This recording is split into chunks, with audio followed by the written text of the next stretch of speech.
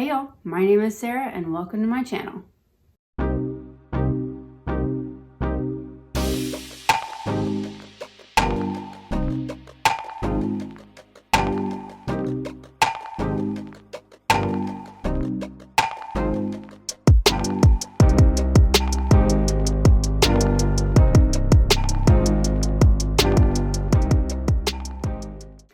So I have two custom palettes I've made.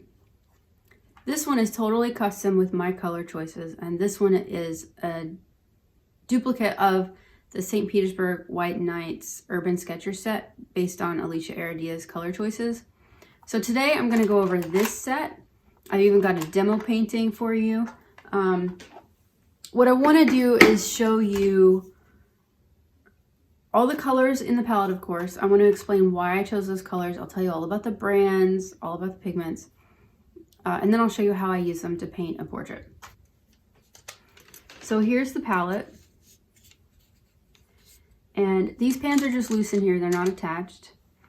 But what's important is, I've discussed this previously, but these pans, the full pans, are White Nights pans. So I just want to show you the difference between a White Nights pan and a regular standard size full pan. I hope you can see.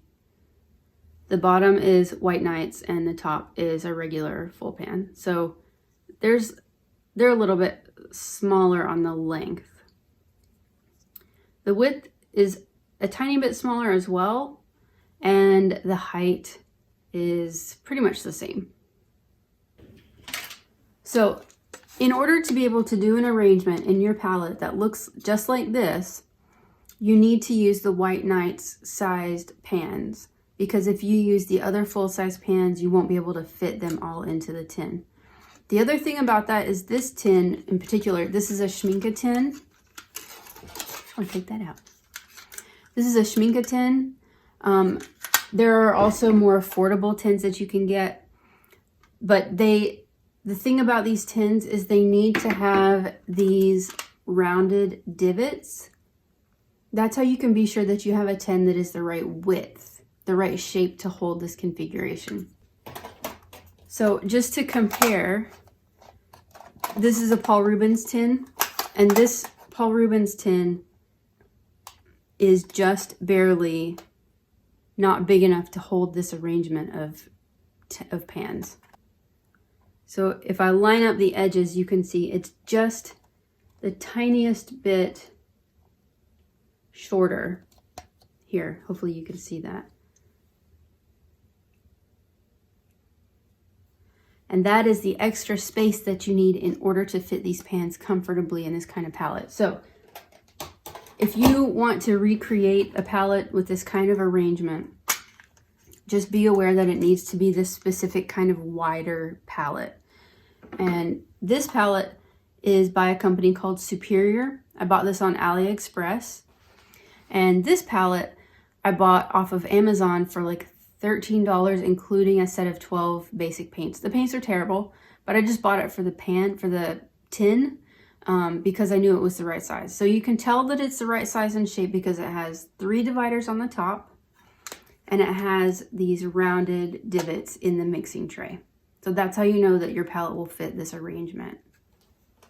So your standard meet-in tins that you get off of Amazon unfortunately won't work for this. Okay, so the first thing I'm gonna do is swatch out these colors for you, just so you can see them in their natural state. This is Nickel Azo Yellow.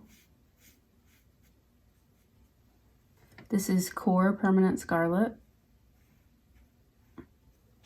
This is Daniel Smith Quinacridone Rose. This is Schminke Violet, which is just your standard dioxazine violet. This is Daniel Smith Ultramarine Blue. This is Ultramarine Blue, not French Ultramarine. Holbein's Opera Pink. This is Winsor & Newton's Transparent Orange, which is Transparent Pyro Orange. Actually, this color, the pigment name is not officially announced. I think Roman Schmal also has this color. We're not sure what the pigment number is. I think some people have made some assumptions, but I wouldn't dare to guess what that number is. But it's basically the same as transparent pyrrole orange. And this one I have Deep Sap Green and Regular Sap Green, both by Daniel Smith. This is Daniel Smith Burnt Umber and Daniel Smith's Buff Titanium. This is Core Prussian Blue.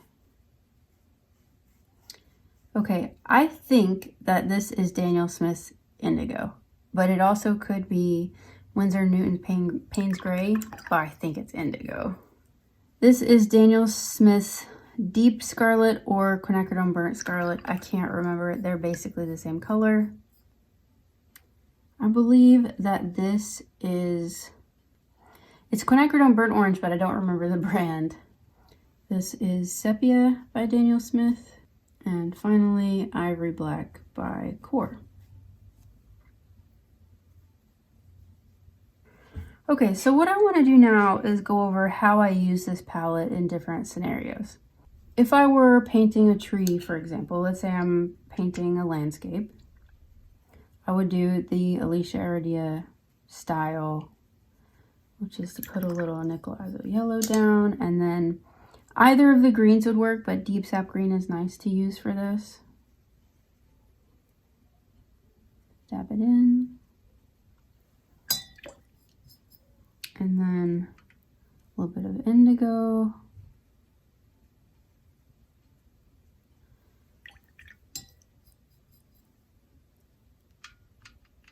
And you can use your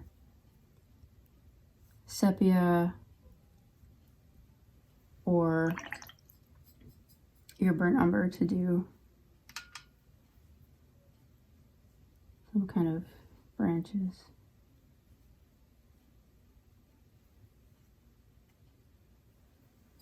And finally, you can use the indigo in place of Payne's Gray to do a little shadow. Now, if you don't like the blueness of the indigo, you can add a myriad of different colors. You could add the Deep Scarlet to neutralize it. You could add a little bit of sepia to darken it, also take some of the blue out. So that's what the indigo plus sepia looks like. So you have a lot of options for darkening that color. If I were painting a beach scene, I would incorporate some of the Buff Titanium, at least in the sand or the white rocks. Buff Titanium is also great for like building fronts, things like that. And of course I have plenty of browns to do brown scenery. And for portraits, I primarily will use the Deep Scarlet, but in a very watered down format. So like this kind of shade. And from there, you can mix in some orange if you want to get a nice skin tone. Now this is Caucasian skin tones.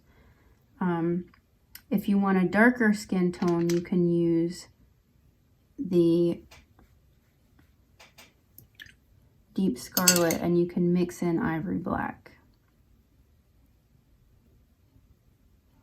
So that will give you a skin tone like this. You can also add in a touch of purple to that.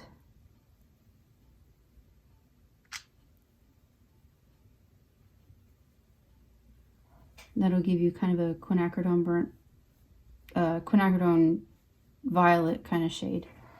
So I will often use these kinds of mixes for skin tones. Prussian blue is always a nice contrast to these colors. It just, for some reason, the Deep Scarlet and the Prussian blue just work really well together. And if you really want to, sometimes you can throw in just a hint of the Opera Pink. Of course, I would only do this in a sketchbook because Opera Pink is fugitive. If I didn't want to use the Opera Pink, I would use Quinacridone Rose, which is in watered down form, it's nearly the same. And you can deepen it. You can add a touch of your transparent pyrrole orange to that. and it will give you this kind of shade. So there are a lot of skin tone options in this palette. You have enough to do landscapes. You can do various shades of green just by taking take your sap green, and you can add a touch of the nickel azo yellow to it and brighten it up. So you have a lot of variation there. There's the original sap green. You can add deep sap green.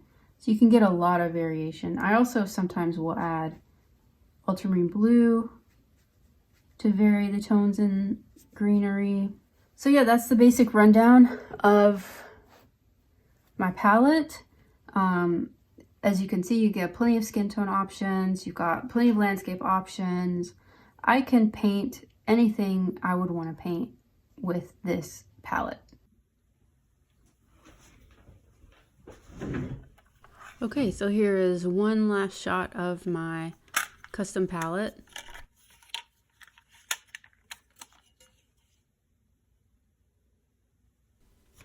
So the first thing I'm going to do is just lighten up some of my pencil lines.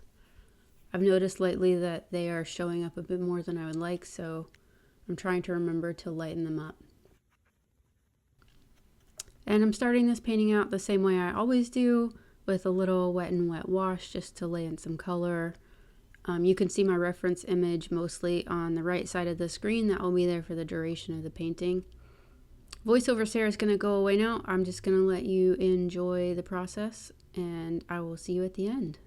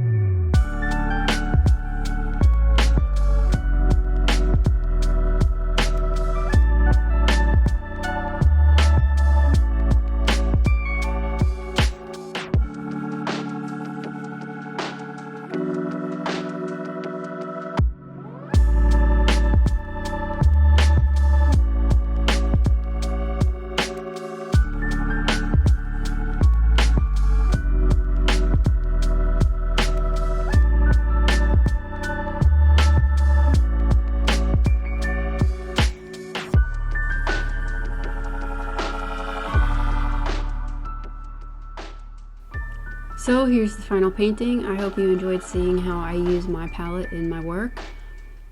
This painting is part of the 30 Faces 30 Days Sketchy watercolor course provided by the Sketchy app.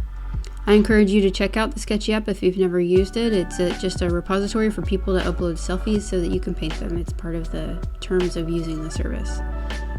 Anyway, I hope you enjoyed this video. Please like and subscribe, leave a comment, or ask your questions down below, and I will put links to all my materials in the description bar. Bye!